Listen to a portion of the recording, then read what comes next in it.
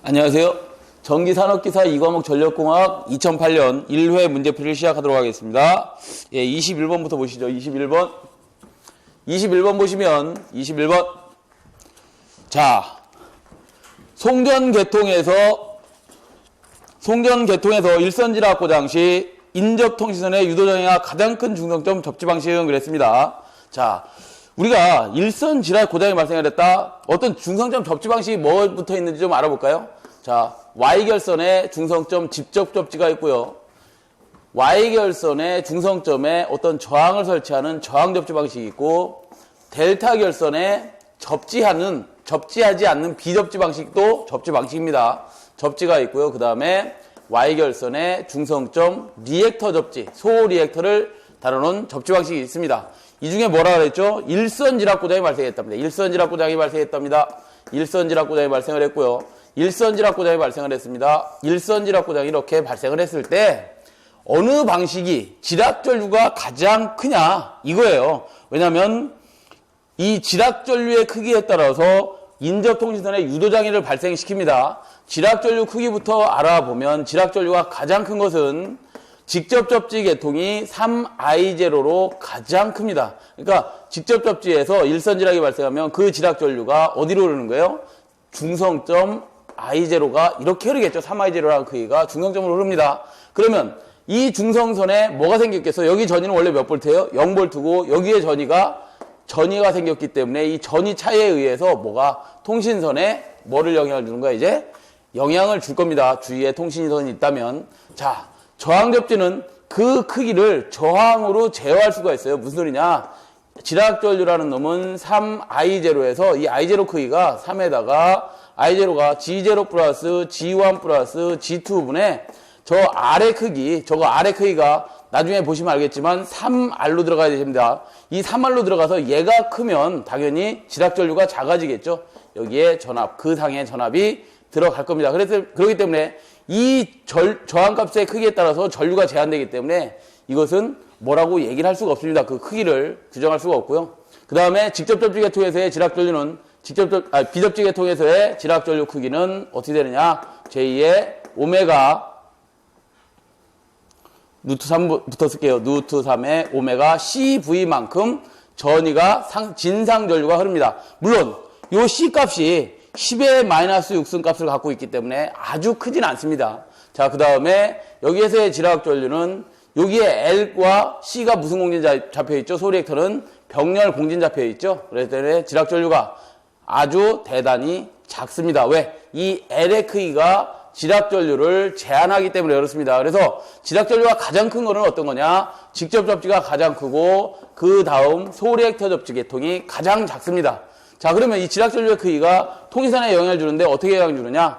이것이 통신선에 전압을 뜨게 하는데 그 전압이 j2의 오메가 ml의 그 고장전류 크기가 여기 들어갑니다. 그 고장전류 크기가 3배의 I0만큼 뜨는 직접 접지 방식이 가장 유도장애를 크게 일으킨다. 어디에? 통신선에. 답은 3번이 됩니다. 3번.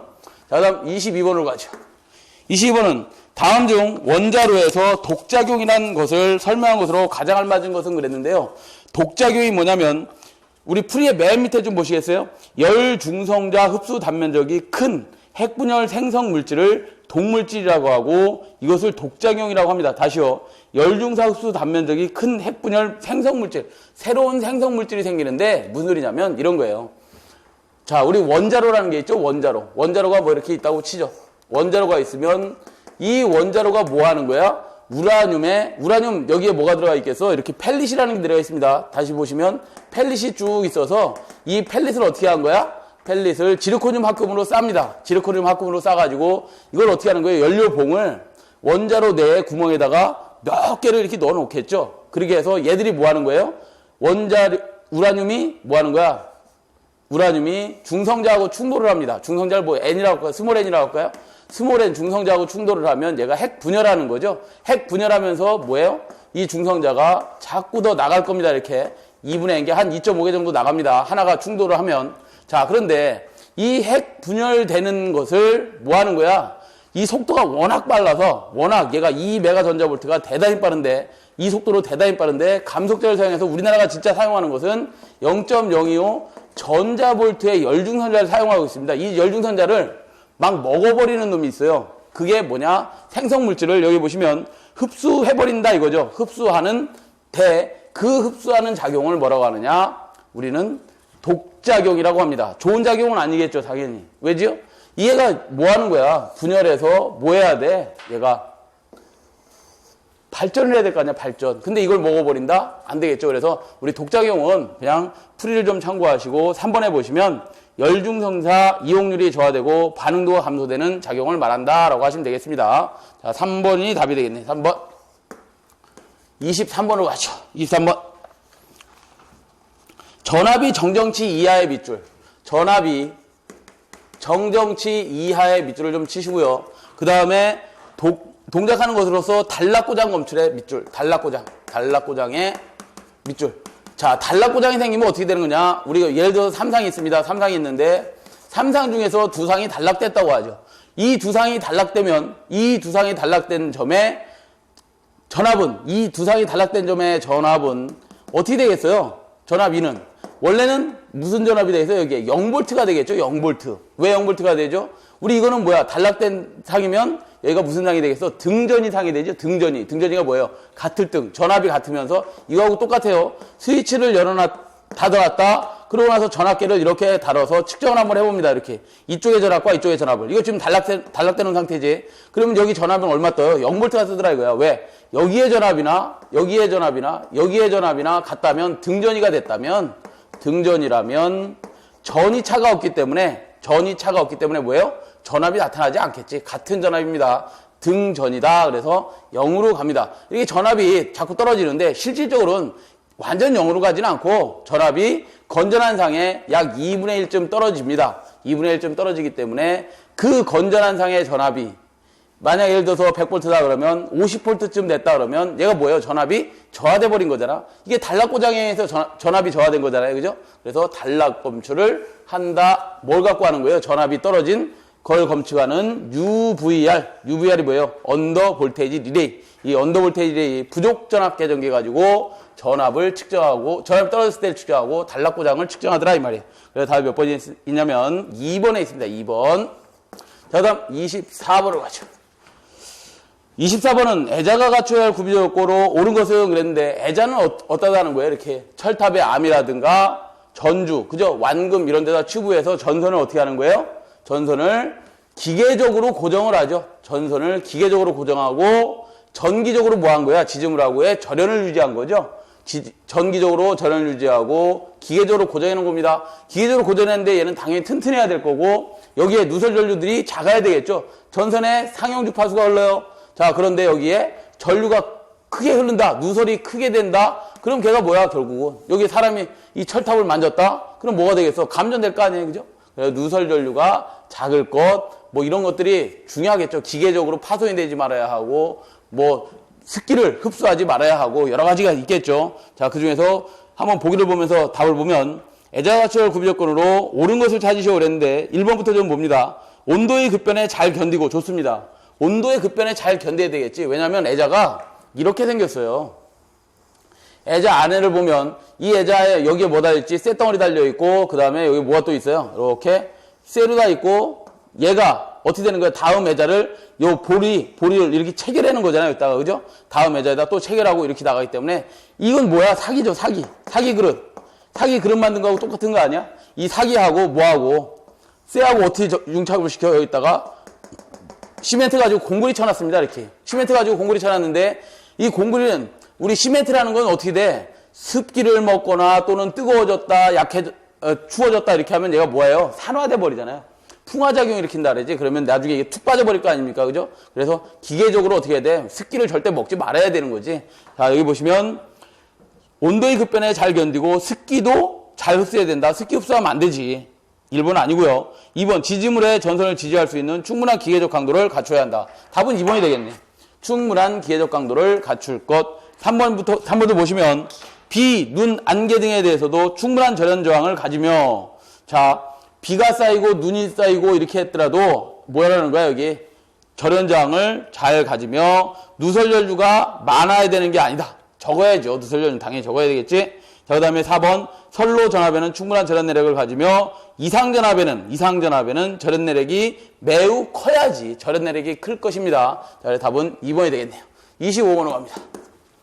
25번 공통 중성선 다중접지 방식인 투투라인 배전계통에 있어서 사고가 생기면 정전이 되지 않도록 선로 도중이나 분기선에 보호장치를 설치하여 상호협조하도록 하고 사고 구간만을 제거할 수 있도록 각종 계획의 설치 순서를 옳게 나열한 것은 그랬는데요.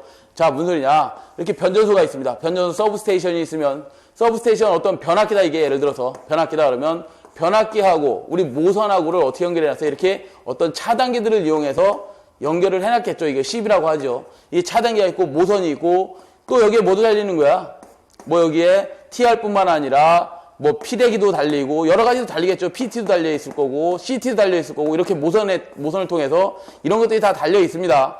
그렇죠? 이런 것들이 달려 있는데 여기에 이제 배전선로를 끌고 나간답니다. 이렇게 배전선로를 뭐 디스트리뷰션 라인, 배전 라인을 하나 샵 아니라고 할까요? 계속 끌어나갈 수 있겠지. 이렇게 뭐를 이용해서 이렇게 모선을 이용해서 디스트리뷰션 라인 샵 2를 끌고 나갔다고 하죠. 근데 얘는 어디까지 가는 거야? 우리 수용가까지 올 거야? 수용가까지 앞단까지 올 거 아닙니까? 그죠? 이 앞단까지 오는데 거리가 20km가 될 수 있고 10km가 될 수 있고 고장이 발생할 수 있다 이거지. 그래서 이거를 보호하려고 뭐를 달아요? 보호개전기를 다는데 뭘 달아는 거야? 보호개전기 그 순서 알아봐라 이거야. 니크로저가 달릴 거고 그 다음에 섹셔널 라이저가 달리고 그 다음에 라인 퓨즈인 COS가 최종적으로 달립니다. 이렇게 달려있는데 그 순서를 적어봐라 이거예요. 자, 니크로저는 뭐 하는 거냐면 이 계통에 고장이 발생하면 차단하는 기능이 있습니다. 차단하는 능력이 있고 이 계통을 개방도 하고 폐로도 할 수 있는 능력이 있습니다. 섹셔널 라이저는 뭐냐면 이 여기에 어떤 고장이 발생을 했다 그러면 이 고장을 검출을 해내서 차단하지 못합니다. 개방해보고 폐로해보고 개방해보고 폐로하고 아직까지 고장이 지속되고 있다 그러면 그 신호를 누구한테 주는 거야? 니크로저한테 주는 기능만 있습니다. COS는 뭐예요? 말 그대로 컷아웃 스위치죠. 컷아웃 스위치. 얘는 어떤 고장에 대해서 나중에 이 뒤에 쪽에 부하 측에 수용가 측에 고장이 났다 그러면 COS가 끊어지면 되는 거죠. 이렇게 순서대로 되어 있습니다. 자, 그래서 변전소에 차단기가 있고 그 다음에 니크로저, 섹셔널 라이저, 라인 퓨즈라고 되어 있나요? 예, 라인 퓨즈가 4번에 있네요. 4번. 자, 그 다음 26번으로 가죠. 26번. 송전선에서 댐퍼를 다는 목적이 뭐냐 그랬는데 송전 철탑을 쳐다보시면 이렇게 되어 있죠. 철탑이 있고 암이 있고 여기에 애자에 의해서 전선이 이렇게 가선되어 있을 건데 철탑을 이렇게 쳐다보시면 아마도 중간쯤에 여기 애자에서 근처쯤에 아마 이런 개벽다리 같이 조그만 거 아마 달려 있을 겁니다. 이게 뭐예요? 이게 댐퍼입니다. 댐퍼를 다는 목적이 뭐냐? 이유가 뭐냐? 전선이 진동을 하면 한번 공진이 되면 공진이 뭐예요? 전선 자체가 갖고 있는 무게하고 주위의 어떤 바람하고 이런 것들이 딱 공진이 돼버리면 전선이 계속해서 흔들립니다. 언제까지? 전선이 끊어질 때까지. 한번 공진이 됐다는 얘기는 그 공진 상태를 계속해서 유지합니다. 땅! 땅 치는 소리가 계속해서 납니다. 그것을 어떻게 하라고? 댐퍼라는 걸 이용해서 달아가지고 공진 상태를 깨버리고 어떻게 하라는 거야? 진동을 방지하라는 거죠. 그래서 전선의 진동 방지가 되겠습니다. 댐퍼의 목적이 뭐라고요? 전선의 진동 방지. 자, 그 다음 7번으로 가죠. 27번. 송전선의 안정도 향상 대처로 옳지 않은 것은 그랬어요. 안정도. 시험에 너무 많이 나오죠? 굉장히 많이 나옵니다. 많이 나옵니다. 강조를 10번, 100번 해도 부족한 거예요. 항상 나와, 거의 시험에. 항상 나온다고 보시고요. 자, 그럼 안정도가 뭐냐? 안정도라는 것은 이런 거죠. 발전단이 있습니다. 부하단이 있어요. 부하단이 있습니다. 물론 발전기들도 전부 다 무슨 연결해요? 다 병렬 연결해서 쓰지 발전기 하나만 가지고 덜렁 우리한테 수용가한테 전원을 공급해주진 않겠죠. 예, 발전기들도 이렇게 병렬 연결을 해서 쓰고 있을 겁니다. 자, 이렇게 돼 있는데 어떤 부하가 갑자기 하나가 탈락을 했어요. 이 부하가 하나가 갑자기 탈락을 해버리면 발전기들은 뭐 하겠어요? 원래 주는 출력값이 있었는데 부하가 갑자기 큰 게 떨어져 나가버리면 얘들은 뭐 하겠어? 가속해야지, 가속. 왜? 헛바퀴 도는 거하고 또 선풍기 돌리고 있다가 선풍기 날개 떼어놔봐. 과속하는 거나 마찬가지 아니에요, 그죠? 지로 봐서는 부하가 없어진 거니까 과속을 이렇게 하겠죠. 자, 그러나 지네들 관성이 있고 어떤 전압 상차각을 일정하게 유지하고 운전한다면 얘들이 뭐예요? 일부 과속은 하겠지만 진의 안정도로 지가 갖고 있는 능력 내에서 뭘 한다는 거야? 서로 이거를 싱크로나이징, 동기를 유지하면서 운전하는 정도를 우리 안정도라고 해요. 안정도란 뭐라고요? 부하가 급변하거나 고장이 발생하거나 부하가 미소 변동하더라도 발전기와 부하가 동기를 유지하면서 안정하게 운전되는 정도를 안정도라고 한다. 그 안정도 향상대책이다. 향상대책이 아닌 것을 찾으라는 겁니다. 안정도 향상대책으로 첫 번째 중요한 게 있습니다. 첫 번째 중요한 게 리액턴스 X값을 작게 해줘야 되고요. 두 번째 발전 전력을 안정화시켜야 됩니다. 그 다음 세 번째 중요한 게 전압을 안정시켜야 되고 어떤 고장이 발생을 하면 이 앞에 차단기를 달아서 고장을 어떻게 해야 돼요? 신속 차단해주면 됩니다.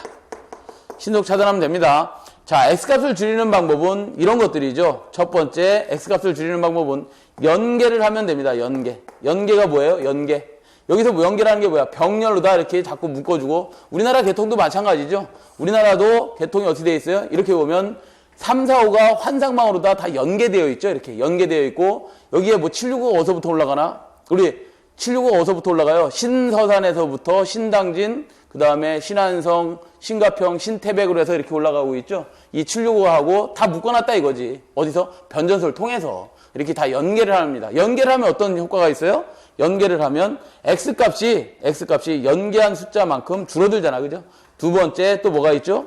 연계 말고 그 다음에 X값을 줄일 수 있는 방법은 기기 자체에 리액턴스 값을 줄여버리면 돼. 기기 자체에 X값을 작게 한다. 자, 두 번째 발전력을 평형시킨다 그러면 발전력을 평형시킨다는 얘기는 뭐야? 부하가 이만하게 떨어져 나갔어요. 예를 들어서 이게 만약에 예를 들어서 50kW를 쓰는 거야. 이 부하가 떨어져 나갔다 그러면 여기 변압기 여기 변압기에 SDR이라는 걸 설치해서 저항을 설치하는 겁니다. 저항을 설치해서 이만한 크기의 저항을 투입시켜 버리는 거야. 그러면 뭐예요? 서로 나 부하 100을 내고 있었어. 근데 50짜리 떨어져 나와서 50짜리 다시 들어왔으니 그냥 나는 평상 유지할게 이거죠. 그래서 시스템 댐핑 레지스터라서 제동 저항기를 투입합니다. SDR을 설치하면 될 것 같고요. 뭐 발전력을 평형시켜라 이런 것들은 또 여러 가지가 있죠. 뭐 에바가 뭐죠? 에바? 이쪽에 들어오는 물의 양을 조절하는 놈. 조속기를 가지고 물의 양을 조정하는 물량을 조절하는 것들을 고속형으로 밸브를 달아라. 뭐 이런 것들이죠. 이런 것들이 발전력을 평형시키는 거고요. 전압을 안정화시키는 것은 전압 조정은 누가 하죠? 당연히 전압 조정기가 하겠지. 무슨 조정기? 자동 전압 조정기, 오토매틱 볼테지 레귤레이터 갖다가 전압을 조정할 겁니다. 전압을 조정하는데 이 전압 조정기를 초소금기를 써라. 초소금. 빨리 동작할 수 있는 놈으로 써라. 뭐 이런 것들이고요. 두 번째, 전압을 안정시키려면 전압 조정하는 건 누가 하지? 조상설비가 하죠. 그래서 중간중간에 조상설비를 달아라. 중간 조상설비를 설치해라. 뭐 이런 것들이고요. 신속 차단해라. 고장을 신속 차단하려면 고속도 차단하면 되는 거 아니에요? 고속도 차단기를 선정하고 그 다음에 또 뭐야? 두 번째, 고속도 개전하면 되죠. 고속도 개전기 사용하고 세 번째, 뭐 고속도 또 뭐랄까요? 제페로 이런 것들을 사용하면 되겠죠. 이런 것들을 사용하면 될 겁니다. 자, 보기를 좀 더 참고하시기 바라겠고요. 그 다음에 답을 보시면 1번 고속도 제페로를 사용한다. 맞고요. 2번 전달 리액턴스 X를 증가시키는 게 아니라 감소시켜야 되겠죠. 답은 2번이 되겠네. 그죠? 2번. 자, 중간 조상 방식을 채용해라. 조속기의 작동을 빠르게 해라. 뭐야 얘? 조속기 작동을 빠르게 해서 조속기 가지고 뭐 하는 거야? 조속기가 속도를 감지해내서 그 밸브를 열고 닫고 해주는 거죠. 이걸 우리는 조속기가 동작하는 액츄얼 밸브라고 합니다. 어찌됐든 답은 2번이 될 것 같다. 그리고 보시고요. 28번으로 갑니다. 자, 28번은 원자로 내에서 발생한 열 에너지를 외부로 끄집어내기 위한 열 매체를 무엇이라 열 발생하면 냉각시키면 되는 거 아니에요? 그죠? 냉각제겠지 뭐. 자, 다시요. 원자로 내에서 발생한 열 에너지를 외부로 끄집어내기 위한 열 매체를 무엇이라고 한다고요? 냉각제. 28번은 답이 찍어도 1번이네. 3번이네. 그죠? 냉각제 찍어도 3번. 냉각시키면 되는 거 아니에요? 그 다음 29번으로 갑니다. 29번. 송전선로에서 복도체를 채용하는 주된 이유는 그랬어요. 자, 복도체를 사용하는 주된 이유가 뭐냐? 복도체가 뭐예요? 단도체 한 가닥을 반으로 나눈다 예를 들어서 그러면 위에 거를 요만하게 소선으로 만들고 합쳐서 밑에 거를 요만한 소선으로 만들어서 어떻게 하겠다는 거야? 두 가닥으로 운전하면 얘의 반지름이 요만하다면 얘의 반지름이 R이라면 얘들은 어떻게 되는 거야? 등가 반지름을 쓰는 거죠. 등가 반지름을 씁니다. 등가 반지름 R2를 쓰겠죠. R2를 쓰면서 뭐 된 거예요? 지름이 커진 거죠. 지름이 커지면 코로나가 방지되나요? 왜? 코로나 개시하는 전압, 코로나가 시작되는 전압은 공식이 어떻게 되죠? 24.3 M0 M1에 델 D 로그 11m라는 R분의 D가 됩니다. 여기서 복도체다 그러면 얘가 R2가 될 거고 복도체다 그러면 지름 D가 증가한 거나 마찬가지죠. 대단히 많이 증가했습니다. 자, 지름 D가 증가했다? 그러면 얘는 뭐야? 이제로는 상당히 커지겠죠. 왜? 이 지름에 의해서만 얘가 조정이 되는 거나 똑같으니까. 그럼 선생님, 여기에 R는 있는데 이건 반지름이 커졌는데 이거 어떻게 돼요? 이거 반비례 아닌가요? 반비례가 아니라 우리 로그 10, 예를 들어서 1000을 한번 쳐보십시오. 로그 10, 1000. 로그 10,000을 계산기로 쳐보시면 1 나오죠, 1. 얘는 상대적으로 뭐 한다는 거야? 세츄레이션, 포화해버린다 이 말이야. 얘의 크기는 전선에 발생하는 코로나 인계전압에 큰 영향을 주지 않더라. 같은 반지름이 여기도 있잖아요. 그죠?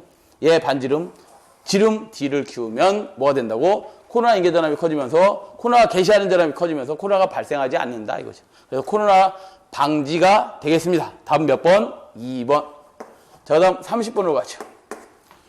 30번은 다음 중 송전선로의 일선지락 시 선로에 흐르는 전류를 바르게 나타낸 것은 그랬는데요.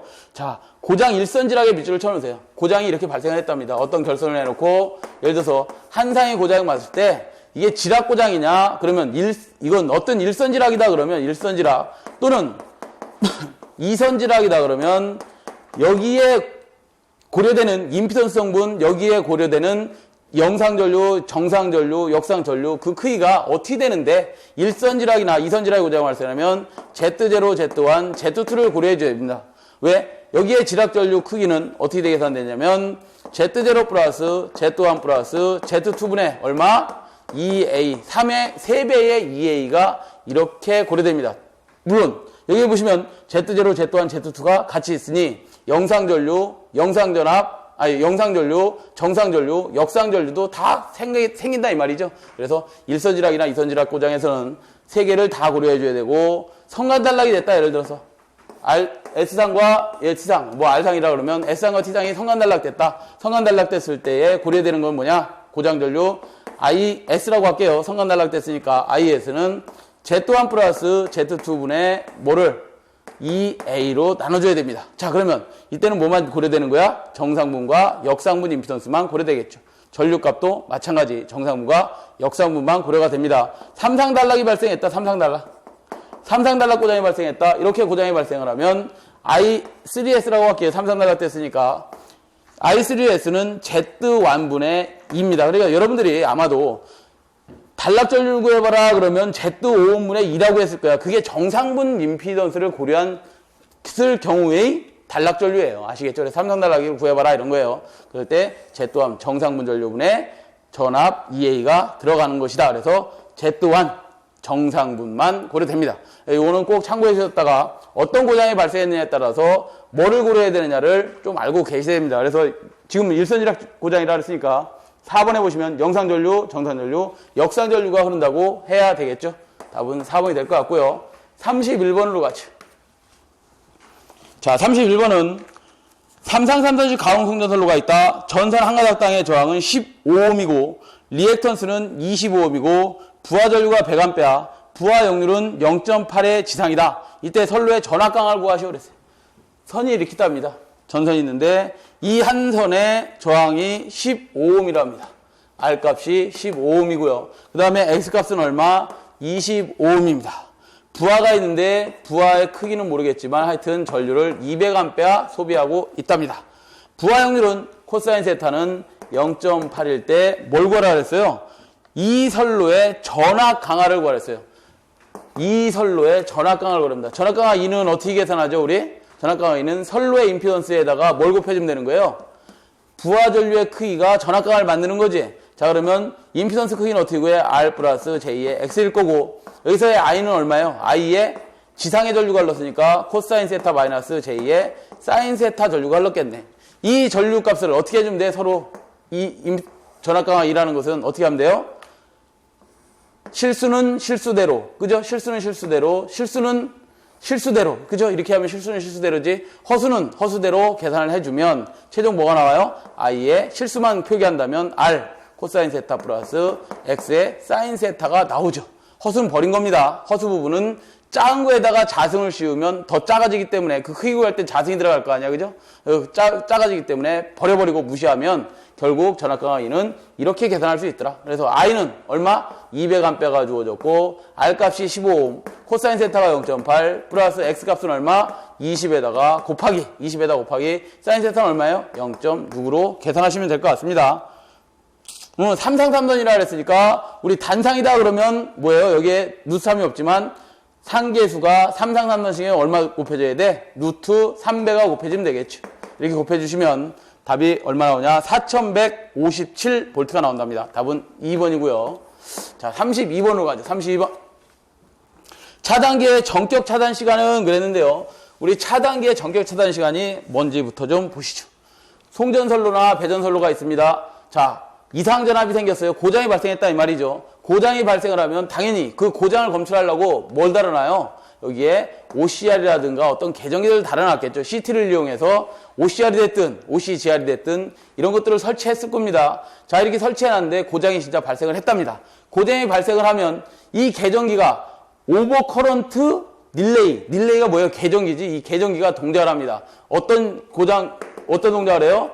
차단기에다가, 야, 고장이 발생을 했으니까 트립하라고 떨어뜨리라고 뭐를, 이 개통을 열어버리라고. 여기 당연히 뭐가 있겠어? 여기 차단기가 이렇게 있겠죠. 차단기가 있고, 그 차단기 10이라고 하면 그 신호를 누구한테 주겠지. 그 신호를 주는데, 차단기한테 신호를 줍니다. 그 신호를 주는데 차단기는 어떻게 동작하느냐? 이렇게 동작합니다. 트립 신호를 받으면 그 즉시 뭐래요? 개극을 시작하겠죠. 열기를 시작합니다. 열고, 그 개극이 끝나고 나면 개극하면서 뭐가 딸려 나와? 아크가 딸려 나오죠. 아크가 딸려 나올 겁니다. 그 아크까지 완전히 소호될 때까지의 시간을 우리는 뭐라고 한다? 전격 차단 시간이라고 합니다. 다시요. 고장이 발생합니다. 그럼 릴레이가 차단기한테 신호를 준다 그랬죠. 무슨 신호죠? 트립하라고, 열으라고, 차단기 열으라고 신호를 줍니다. 그 신호를 주면 차단기는 동작하기 시작하겠지. 열고 그 다음 아크까지 다 소호될 때까지의 시간을, 그거를 우리는 뭐라고 한다고? 전격 차단 시간이라고 하는 겁니다. 전격 차단 시간이라는데 그 시간이 3에서 약 8Hz쯤 된다. 이렇게 답하시면 되겠네요. 자, 몇 번에 있나 볼까요? 차단기의 전격 차단 시간은 트리코일 여자부터 완전히 소호될 때까지 시간이다. 그래서 4번에 답이 있죠. 4번. 또는 이렇게도 얘기를 합니다. 전격 차단 시간이란 개극 시간과 아크 시간을 합한 시간을 전격 차단 시간이라고도 합니다. 아시겠죠? 33번으로 가죠. 33번. 변전소의 역할에 대한 설명으로 옳지 않은 것은 그랬는데요. 변전소가 뭐 하는데요? 변압기가 있으면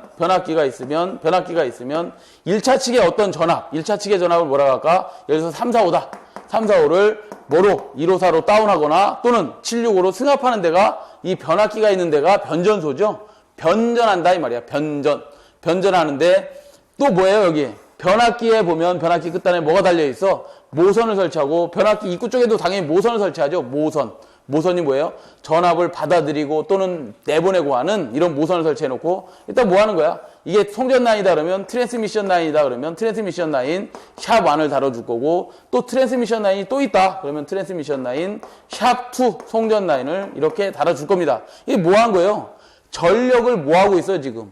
배분도 하고 있죠? 그죠? 그 다음에 조류를 어떻게 하고, 이걸 조류라고 합니다. 파워플로우라 그래서 조류라고 하는데, 조류를 제어도 하고 뭐 이런 역할들을 하는 게 변전소다. 1번부터 보시면 유효전력과 무효전력을 제어한다. 맞습니다. 두 번째, 전력을 발생하고 분배한다. 전력을 발생하지는 않죠. 전력을 분배한다 그랬지 발생한다고는 안 했어요.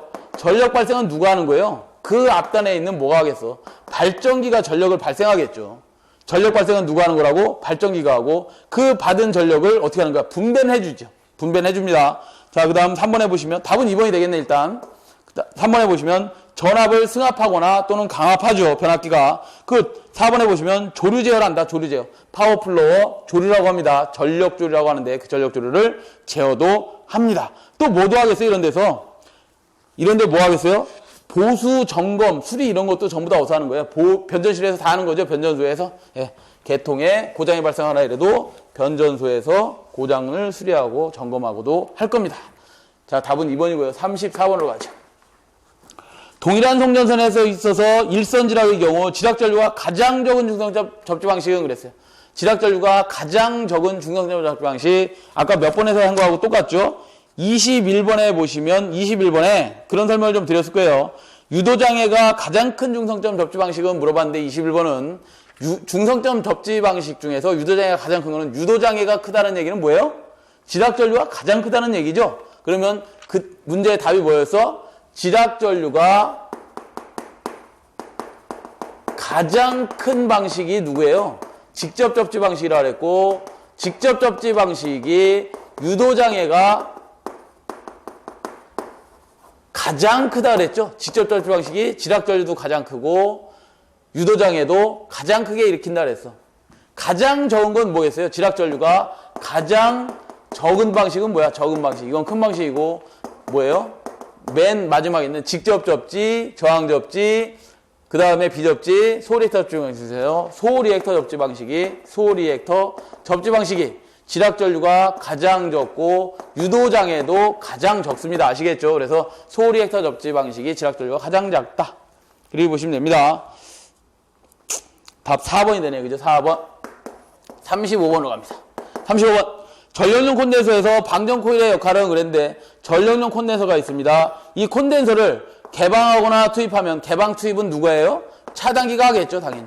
CB를 가지고 교류 차단기 커런트 뭐 하는 거야? 브레이커가 뭐 하는 거야? 얘를 온도 시켜주고 오프도 시켜주고 할 텐데 온오프를 했다 얘는 잔류전화라는 걸 충전하기 때문에 지가 잔류전화를 갖고 있기 때문에 온오프 할 때 뭐가 나와요? 아크가 딸려 나오고 그 아크가 진상전류죠. 진상전류에 뭐가 나와? 같이 5고조파를 포함해서 나올 겁니다. 자, 이렇게 콘덴서의 이 전하 때문에 진상전류가 나오고 5조파가 나오면 당연히 기기에 악영향을 주기 때문에 이것을 다 어떻게 해야 돼? 전하를 뭐 해줘야 돼? 방전을 시켜줘야 돼. 방전시키려면 어떻게 하냐면 병렬로 여기다가 직렬로 뭐를 든다? 방전 코일을 이렇게 설치해 줘야 합니다. 물론 실기 가시면 이 방전 코일의 어떤 크기, 규정도 나옵니다. 뭐 몇 초 이내에 몇 볼트 이하로 해야 하고 어떠고 이렇게 나올 겁니다. 그렇지만 지금까지는 필기시험에는 그렇게는 안 나왔으니까 콘덴서를 뭐 한다?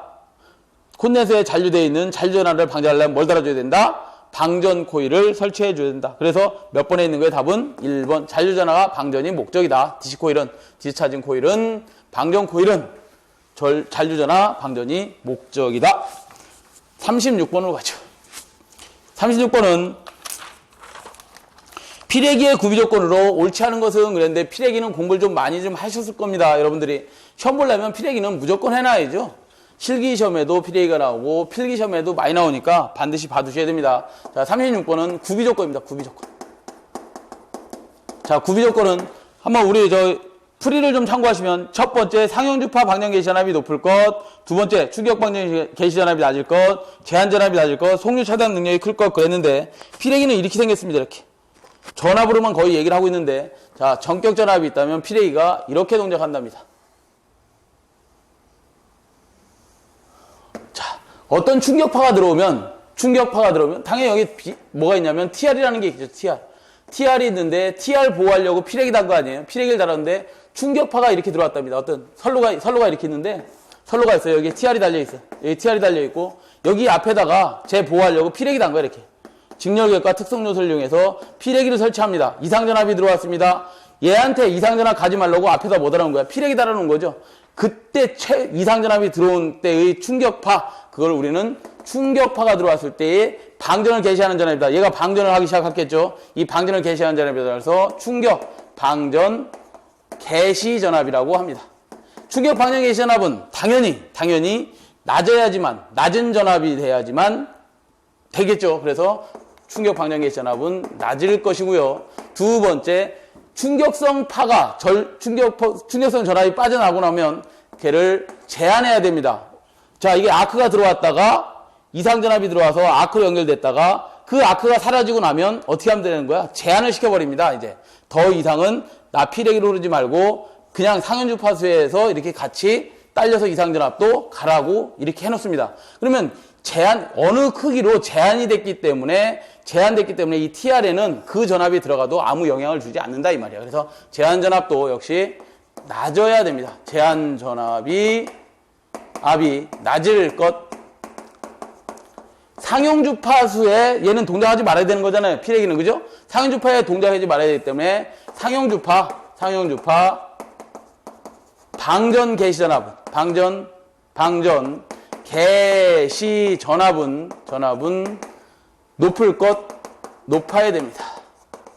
아시겠죠? 이렇게 구분을 하고 얘가 방전 특성이나 이런 것들은 당연히 좋아야 되고 내구성도 있어야 되고 경제적이어야 하고 뭐 여러 가지 더 조건이 있겠죠. 자, 여기서 보시면 또 한 가지가 4번에 보시면 풀이 4번에 보시면 속류 차단 능력이 클 것 그랬는데 자, 피레기가 충격성 이상전압 방전 개시 전압에 방전을 하고 나면 상용주파수에 이어서 딸려오는 어떤 전류값이 있어요. 그 전류를 뭐라고 하냐면 방전 전류 말고 그 전류를 우리는 속류라고 합니다. 아시겠죠? 속류 차단 능력이 당연히 있어야지. 속류도 일리 흘려주면 안 되죠. 왜냐하면 그건 지락고장을 계속해서 만들고 있는 거잖아요. 그죠? 속류 차단 능력이 대단히 클 것. 뭐 그 정도 받으시면 될 것 같고 보기로 돌아오셔서 3번에 보니까 답이 있네요. 방전 내량이 작으면서 제한 전압이 높을 거고 그랬는데 방전 내량도 커야 하고 제한 전압은 낮아야 됩니다. 그래서 답은 3번이 됩니다. 자, 이거를 피레기가 할 게 너무 많아서 뭐 여기서 전부 다 설명드린다 제가 좀 불가능해서 그냥 간단하게만 좀 해드렸습니다. 뭐 정규 공부를 하실 시간이 되시면 피레기는 반드시 더 봐두셔야 됩니다. 자, 그 다음 37번으로 가죠. 출력이 20kW의 전동기로서 총량정 10m, 펌프 효율이 0.75일 때 양수량은 몇 세제곱미터 퍼 민인가의 밑줄. 자, 양수량을 Q라고 한다면 세제곱미터 퍼 민을 구하랍니다. 분을 구하라는 거죠. 분당 세제곱미터의 단위가 뭐예요? 어떤 최적, 그릇의 크기죠. 가로 메다, 세로 메다, 높이 메다에 이런 그릇이 있답니다. 이런 각각의 메다에 세제곱미터의 그릇이 있는데 이 그릇에 초당 분당 채워지는 물의 양을 구하랍니다. 그죠? 그러면 예를 들어서 이런 겁니다. 우리가 저 Q라는 놈은 시간을 뭘로 나눈 거야? 시간에 대해서 최적을 나눈 거잖아. 최적. 원래의 단위는 얘는 뭐냐면 유량을 어떻게 채워? 원래는 분당 채우는 게 아니라 초당 계속해서 퍼 올리는 거죠. 양수에서 퍼 올리기 때문에 얘는 원래 세제곱미터 파 세크의 단위가 기본 단위입니다. 초당 올려야 되는 거기 때문에. 그러면 분당이다 그러면 얘를 뭘로 바꿔야 돼? 분당으로 바꿔줘야 될 거 아니야? 초당에서 원래의 단위에서 분당 구하라 했으니까 분당으로 바꿔줘야 될 거 아니에요. 그죠? 그러면 60초를 뭘로 나누면 9.8로 나누면 6.12가 나옵니다. 자, 6.12가 나온다는 거 알아두시고 펌프에 뭐를 구하라 해서 출력을 구하라 했으니까 모다 출력 구하라 그랬나요? 모다 출력식에서 뭐 구하라 그랬어? 여기 유량 Q 구하라 그랬으니까 얘 모다 출력식이 원래는 어떻게 나오냐면 효율 리타, 모다가 갖고 있는 효율에다가 9.8 QH를 나눠주면 펌프, 모다의 출력이 나옵니다. 이 모다 출력이 나오는데 여기서 얘 구하라 그랬잖아. 그죠? 그러면 얘 Q를 구하라 그러면 어떻게 하면 되는 거예요? 9.8H분의 PM, 모다 출력에다가 이타를 곱해주면 되는 거죠. 근데 제가 뭐라 했지? 얘는 기본 단위가 뭐라 했어? 세제곱미터 퍼 세크입니다, 원래. 이걸 분당으로 해라 그러면 어떻게 하라는 거야? 60초를 뭘로 나누라는 거야? 60초를 9.8로 나누라 이 말이죠. 그러면 공식이 어떻게 바뀌냐면 이렇게 바뀝니다. 이거를 Q로 구하면 이렇게 되겠지만 초당을 분당으로 바꿔주면 6.12 이타분의 QH가 이렇게 나옵니다. 얘는 당연히 이때는 뭐예요? 기본 단위가 세제곱미터 파 이번에는 민이 된 겁니다. 요거의 Q는 원래 뭐였어? 세제곱미터 퍼 세크였는데 이제 분당으로 바뀐 겁니다. 분당에서의 유량 Q를 구해라? 공식 좀 잘못된 것 같은데요? P를 구해라 그랬을 때 이건데 Q를 구해라 그랬으니까 죄송합니다. 이때의 PM은 이걸 초당을 60초로 다시요. 60초를 9.8로 나누면 얘가 뭐가 나오냐면 6.12 이타분의 뭐가 나오냐면 QH가 나옵니다. 여기서 Q 구하라는 거였잖아. Q는 어떻게 구한다? H분의 당연히 PM 모다 출력에다가 6.12 이타를 구하시면 됩니다. 자, 그러면 이때의 단위는 이제 뭐가 된 거야? 세제곱미터 민이 된 겁니다. 그러면 유효낙차가 얼마였어요? 유효 양정이 10m 분의 PM이 얼마의 출력이 20kW니까 킬로와트를 뭘로 바꿔줘야 돼? 그냥 킬로와트로 그냥 냅두시면 됩니다. 왜냐면 이 기본 단위가 킬로와트야. 우리가 발전 전력에서도 아마 전력 시간에 배우셨을 거야. 발전 전력 PG는 9.8, QH, 이타, T, 니타, G로 배우셨고 그때 기본 단위 뭐였어요? 킬로와트였으니 얘도 그냥 킬로와트가 기본 단위죠. 그러면 킬로와트 주어졌으니 그대로 넣자. 그러면 20 곱하기 6.12 곱하기 효율이 얼마예요? 0.75. 0.75 주시면 몇 번 나온다고? 얘가 9.18 세제곱미터 퍼 민이 나오네요. 답 1번이 되겠죠. 죄송합니다. 조금 헷갈렸어요, 제가. 자, 그 다음 38번으로 가죠. 38번. 부하역률이 코사인 세타인 배전솔로의 저항 손실은 물어봐서 거기까지만 밑줄을 치세요. 자, 코사인 세타인 배전솔로의 저항 손실은 얘를 이제 새롭게 변한 값입니다. 요 값이. 걔를 뭐라고 표시하냐면 부하역률 위에다가 코사인 파이라고 해놓지 마시고 코사인 파이 다시로 표시해요. 새롭게 변한 역률. 이렇게 변했고 이때의 손실 PL 다시는 물어본 거야, 얘를. 그럼 기준은 누구였냐, 원래? 원래 기준은 이겁니다. 부하 전력에서, 같은 크기의 부하 전력. 그러니까 뭐예요? PL일 때 하고, 뭐예요? 코사인 세타가 원래 얼마라는 거야? 1일 때에 비해서 얘들은 어떻게 변하는데? 이거 물어본 거야, C. 자, 근데 우리가 알고 있는데, 여기서, 이 식은 알고 계시잖아요, 여러분들이. 뭘 알아요? PL을 구한다 그러면 PL은 3, I자승 아래서 3에다가 I가 루트 3 V 코사인 세타 분의 P다. 요거의 자승의 R이다. 자, 이걸 다시 풀어보면 루트 3의 자승이니까 3이고 3 지워주면 뭐만 남어? V자승 코사인 자승 세타 분의 P자승 R이 남았을 거예요. 그죠? 여기서 뭘 물어본 거야? 일대 저항 손실과 손실을 비교하라 그랬으니까 얘를 직접 비교하는데 고로 PL이라는 놈은 뭐하고 역률하고 어떻게 돼 있어요? 자승에 반비례하고 있었죠. 자, 다시 위로 돌아가시면 기준을 얘로 세워놓고 얘로 변했을 때 코사인 세타 다시로 변했을 때 PL 다시를 구해봐라 이거 아니야. 그러면 어떻게 세워야 돼? 식을 기준 PL분의 원래의 전력 손실분의 새로운 전력 손실은 어떻게 되는데 PL이라는 놈은 역률하고 어떤 관계에 있는데 자승에 반비례한다며요. 자승에 반비례한다. 코사인 세타 자승에 반비례하더라. PL이라는 놈은. 그죠? PL 다시는 어떻게 하는 거예요? 코사인 세타 다시의 자승분의 1에 반비례하는 거죠. 왜? 새롭게 변한 역률이니까. 얘는 기존 역률이었고. 자, 그럼 이걸 좀 더 다시 써보면 원래 역률이 얼마였어요? 1 자승분의 1분의 얼마예요? 코사인 자승 세타 다시 분의 1이 됐겠죠. 얘는 뭐예요? 합치면 1일 거고 그러면 고로 PL 다시를 구하랬으니까 PL 다시는 어떻게 하면 돼? PL을 넘겨주면 되니까 뭐만 남는 거야? 코사인 자승 세타 다시 분의 1의 PL이 됐겠죠. 어려운 문제입니다. 자, 코사인 자승 세타 다시가 뭐예요? 여기서 얘기하는 코사인 파이다 이 말이야. 그러니까 다음 몇 번에 있는 거야? 4번에 있죠. 4번. 이것도 같은 코사인 파이로 놓고 이것도 코사인 파이로 놓으면 여러분들이 헷갈려서 못 풀어요. 아시겠죠? 그래서 새롭게 변한 값들은 어떻게 되는데 언제 이때 PL-가 코사인 세타가 1일 때 하고 어떻게 변하는 데를 물어보는 문제 중에 하나다. 자, 그 다음 39번으로 갑니다. 39번은 고압가공 배전선에서 고장 또는 보수 점검 시 정정 구간을 축소하기 위하여 사용하는 것은 그랬는데요. 1번이 답입니다. 구분계폐가 답이 됩니다. 자, 40번으로 가죠.